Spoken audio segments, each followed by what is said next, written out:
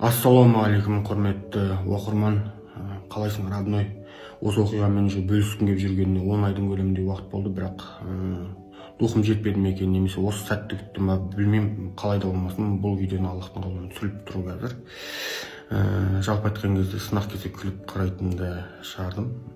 Шүкір, альхамдулилля. Бұл сынақтың да дұрыс шешіміне қол жеткіземін деген үміттемін, үмітсіз шайтан.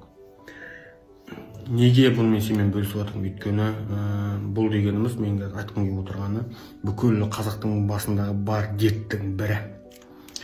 Бұл оқиға сенің де өміріңде қайталанып қалуы мүмкін.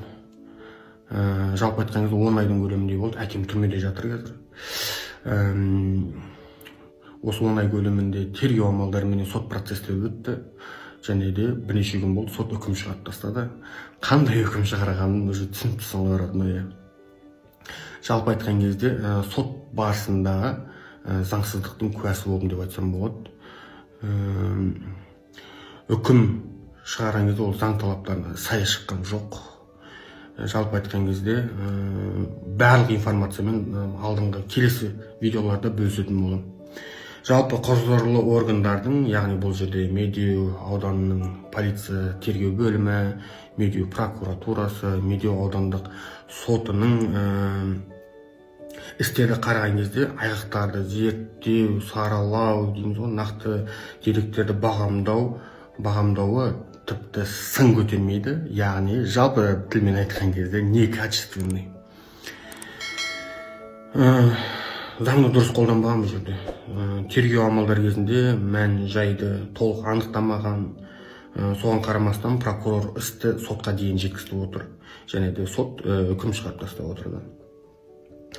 Прокурор мен прокуратура заңның заңдылығын тексеретін құзырлы орган бола тұра бәріне көз жұма қарайды екен. Прокуратура мен сот дәлелдер бар деп айтумен ғана шектеледі, бірақ нақты дәлел айға көрсетпейді. Ал біздің тексеріміміз бойынша бұл іс бойынша тіпті вообще дәлел жоқ деп айтсақ та болады. Дәлел жоқ. Оған не себеп деп ойлайсыздар? Осындай үкім шығарылғанына не себеп деп ойлайсыздар? Білмеймін, мен айта алмаймын даже қандай себеп болған. Айтқым келіп тұр, бірақ айтпаймын. Қарай жүріңіздер. Біздің өміріміз шытырман оқиғалы сериал болып отыр ғой. Өзім сериалдарға түсіп жүрмін ба десем, сериалдың көкесі ошақта екен ғой. Бұнда бір шешім олар, қайыр олар, родной. Давай.